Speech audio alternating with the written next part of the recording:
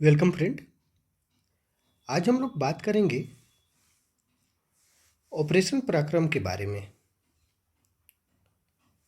और खास फोकस रहेगा आत्मनिर्भर भारत के बारे में। ठीक है, क्योंकि आत्मनिर्भर भारत हम लोग को क्यों चाहिए, खासकर डिफेंस सेक्टर में क्यों आवश्यक है आत्मनिर्भर भारत हम लोगों के लिए, इस पे ज़्यादा फोकस रखेंगे हम लोग। चलिए बढ़ते हैं टॉपिक की तरफ। देखते हैं कारगिल युद्ध। कारगिल युद्ध आप लोग को पता होगा 1999 में हुआ था कारगिल युद्ध, और 26 जुलाई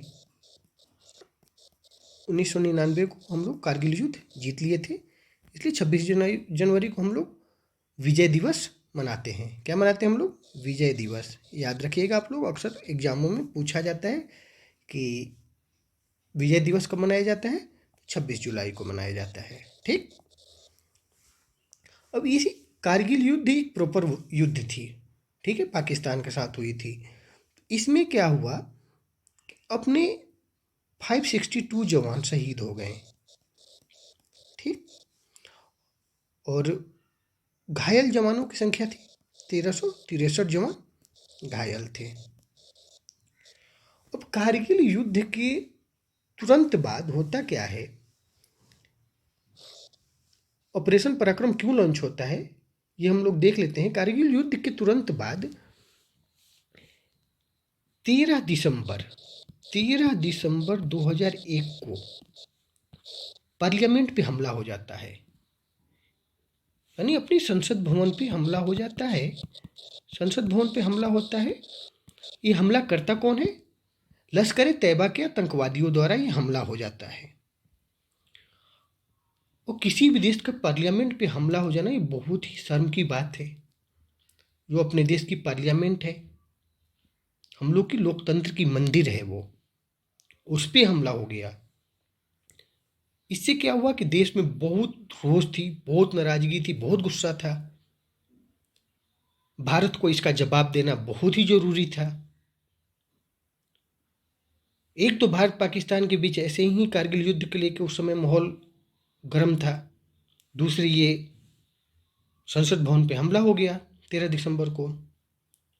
इससे क्या होता है, इस हमले के बाद जो कैबिनेट कमेटी थी जो डिफेंस पे बनी थी, कैबिनेट कमेटी ऑन डिफेंस, उसने ये निर्णय लिया 15 दिसंबर 2001 को ये निर्णय लिया कि ऑपरेशन पराक्रम लॉन्च होगा। क्या होगा? ऑपरेशन पराक्रम। ऑपरेशन पराक्रम था क्या?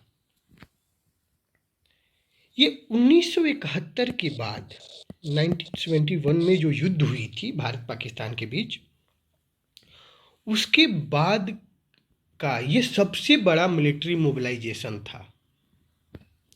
आंकड़े अलग अलग जगह पे अलग अलग हैं कितने सैनिक मोबिलाइज हुए थे, लेकिन आर्मी, एयरफोर्स और नेवी का मिला के 5 से 10 लाख के बीच, किसी को एग्जैक्ट आंकड़ा तो पता नहीं है। कोई कोई बोलता है कि भाई 10 लाख सैनिक थे, कोई बोलता है 5 लाख सैनिक थे, लेकिन 5 से 10 लाख के बीच सैनिक को मोबिलाइज किया गया था। बॉर्डर की तरफ मूव किए थे 5 लाख सैनिक, आर्मी के, एयरफोर्स के भी, नेवी के भी, दोनों भी हाई अलर्ट पे थे। ये मोबिलाइजेशन होती है,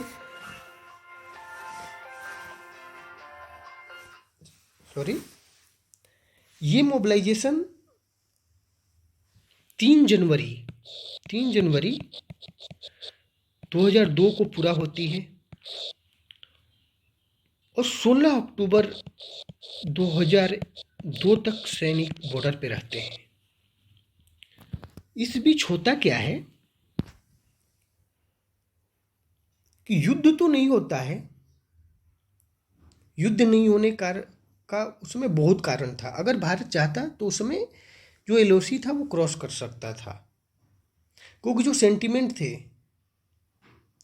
जो इमोशन थी भारत की, वो कुछ अलग ही थी उस समय। और फिर दुनिया का भी उसमें उतना प्रेशर नहीं होता, क्योंकि वो दुनिया भी भारत के सेंटिमेंट को जान रही थी कि किसी भी देश के पार्लियामेंट पर हमला हो जाना ये क्या शब्दों में आप बयान नहीं कर सकते हैं? क्या बयान कीजिएगा इसको? तो भारत उस समय एलओसी क्रॉस कर सकता था। सारे बड़े बड़े हथियार दोनों देशों के बॉर्डर पे पहुंच चुके थे, आमने सामने तैनात थे, तीनों सेना भारत की रेडी थी, लेकिन युद्ध नहीं होता है। होता क्या है कि 12 जनवरी 2001 को, सॉरी 12 जनवरी 2002 को जो पाकिस्तान के तत्कालीन राष्ट्रपति थे जनरल परवेज मुशर्रफ, क्योंकि वहाँ मिलिट्री रूल था, कारगिल युद्ध के बाद वहाँ तख्ता पलट हो गई थी, और जो वहाँ का मिलिट्री जनरल था, जो सैन्य अध्यक्ष था, वहाँ का राष्ट्रपति बन गया था। तो उसका एक बयान आता है परवेज मुशर्रफ का। वो बोलता है कि अपनी ज़मीन से किसी भी आतंकी गतिविधि की मंजूरी नहीं देंगे। ये दुनिया को दिखाने के लिए होता है कि हम युद्ध नहीं चाहते हैं। ये उसको भी एहसास था कि भारत हमला कभी भी करने वाला है। ठीक, तो वो इस बयान से दुनिया को दिखाना चाह रहा था कि युद्ध टले। अब होता क्या है कि ऑपरेशन पराक्रम में जो हमारी सेना मोबिलाइज होती है, अपने देश की सेना मोबिलाइज होती है और लगभग 10 महीने तक बॉर्डर पे रहती है और युद्ध नहीं होता है। इस मोबिलाइजेशन में आप देखिए तो 798 जवान शहीद होते हैं और इतने जवान घायल होते हैं। ठीक है, 1874 जवान घायल होते हैं। अब ये बिना युद्ध की 798 जवान शहीद होना, ये कोई छोटी आंकड़ा तो है नहीं, और एक भी जवान क्यों शहीद हो। ठीक, होता क्या है, हम लोग अपने टॉपिक के आते हैं आत्मनिर्भर भारत पे। वाई आत्मनिर्भर भारत इज सो इम्पोर्टेंट। देखिए होता क्या है कि जहाँ कारगिल में 562 जवान शहीद हो जाते हैं, ऑपरेशन पराक्रम में 798 जवान शहीद होते हैं। युद्ध में तो चलो दोनों देशों के बीच जंग हो रही थी, 562 जवान शहीद हो गए, लेकिन बिना युद्ध के 798 जवान शहीद हो जाना, ये समझ से बाहर है। ये होता क्या है, जब किसी भी सेना को हाई लेवल पे आप मोबिलाइज करते हैं तो जो इक्विपमेंट होते हैं, जो हथियार होते हैं, वो हमेशा रेडी टू फायर तो कंडीशन में रहता नहीं है। उसको रेडी टू फायर कंडीशन में लाया जाता है और अपने देश में जितने भी हथियार हैं मैक्सिमम हम लोग ज़्यादातर बाहर से खरीदे हुए हैं। ज़्यादातर हथियार उसमें से रशियन है, कुछ फ्रेंच हैं, कुछ अमेरिकन हैं। मतलब हम लोग का अपना बनाया हुआ बहुत ही कम हथियार है। ठीक, तो जो भी हथियार होती है, जैसे मान लीजिए अपने फाइटर प्लेन ही ले लीजिए, तेजस को छोड़ दिया जाए, तेजस जो अभी हम लोग हाल फिलहाल में बनाए हैं जो फाइटर प्लेन है, सुखोई ले लीजिए, मिराज ले लीजिए, राफेल ले लीजिए, मिग का ले लीजिए, ये सारे हम लोग दूसरे देशों से लिए हुए हैं।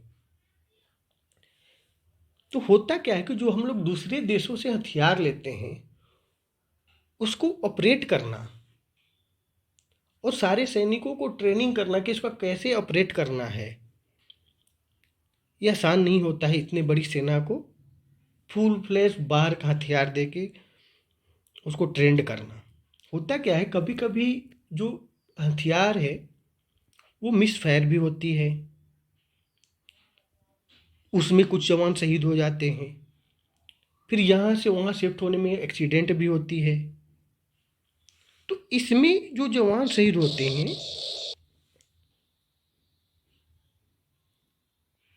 एग्जैक्ट आंकड़ा तो नहीं है कि ये जवान कैसे शहीद हुए, लेकिन इसमें एक्सीडेंट का जो रहा या हथियारों के लेके एक्सीडेंट का ये आंकड़ा होगा। ठीक, अगर हम लोग अपना हथियार खुद बनाए आत्मनिर्भर भारत के अंतर्गत, उससे क्या होगा कि जो टेक्नोलॉजी होगी और जो उसका ऑपरेशन होगा वो अपने सैनिकों के लिए आसान होगा। और दूसरी सबसे बड़ी बात क्या होती है कि कभी भी युद्ध के टाइम में आप ये नहीं सोच सकते हैं कि कोई मेरा मित्र देश है और वो मेरा मदद करेगा। आपका कोई मदद करने वाला नहीं है। फर्स्ट ऑफ ऑल तो मैं तो ये सोचता हूँ कोई देश किसी दूसरे देश का दोस्त होता ही नहीं है।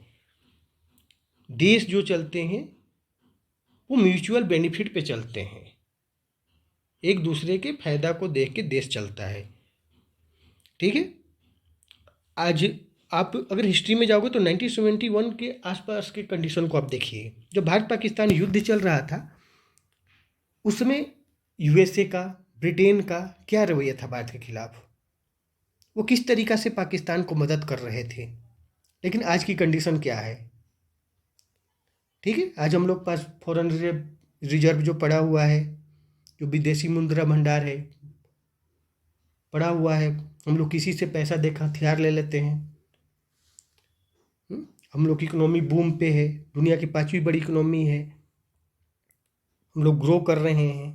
तो सारे देश आपके दोस्त बने रहेंगे। लेकिन युद्ध के समय में आप ये कल्पना करना कि कोई देश हमको मदद करेगा, ये मेरे समझ से बाहर है।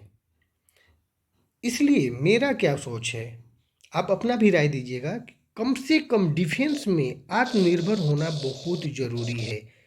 जो आपके जो तीनों सैनिक हैं, सेना है, इसमें आप पुलिस को भी इंक्लूड कर लो। पुलिस के पास भी जो हथियार होने चाहिए, जो पैरामिलिट्री फोर्स है उनके पास भी हथियार होने चाहिए। वो मेक इन इंडिया होने चाहिए, भारत में बने हुए होने चाहिए। हथियारों के मायने में हम लोग खुद पे निर्भर हो, किसी और पे निर्भर ना हो। भले अपनी बजट थोड़ी सी और बढ़ाना पड़े। ठीक। क्योंकि अभी आप देख रहे हैं दुनिया की क्या स्थिति चल रही है। इसलिए कभी ये सोचना कि कोई देश हमारी मदद करेगा, कोई मदद करने वाला नहीं है। और डिफेंस के अलावा और भी सेक्टर में अगर हम लोग आत्मनिर्भर हो जाते हैं तो बहुत ही अच्छी बात है। जैसे कि आप लोग को पता होगा कोविड में हम लोग का कोविड वैक्सीन जो बना, अब बहुत सारी जो अपनी दवाइयाँ हैं उसकी जो एपीआई है, जो उसके जो कच्चे माल हैं, जो अपने यहाँ मेडिसिन बनती है, उसका मैक्सिमम कच्चा माल अपना चाइना से आता है। तो कच्चा माल हम लोग क्यों ना खुद तैयार करें।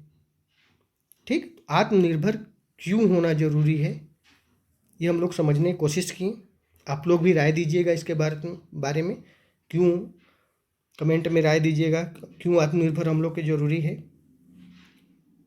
ठीक है। वीडियो अच्छा लगे लाइक कीजिए, चैनल को सब्सक्राइब कीजिए, शेयर कीजिए। मिलते हैं नेक्स्ट वीडियो में। Thank you for watching.